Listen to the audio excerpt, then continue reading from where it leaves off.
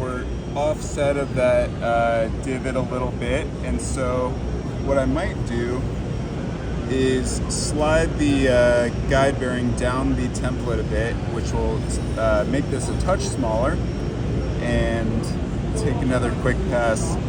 And the only thing that you really have to be aware of when using the dovetail bits is you always need to be a full depth. You can't start your cut halfway in, otherwise it's not going to look much like a dovetail. So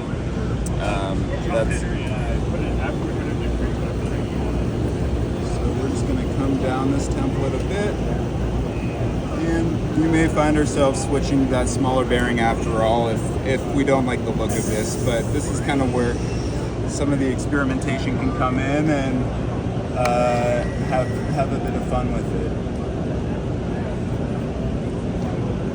So the template is tapered, so if you slide down further on it, it does a deeper cut. Yep, exactly.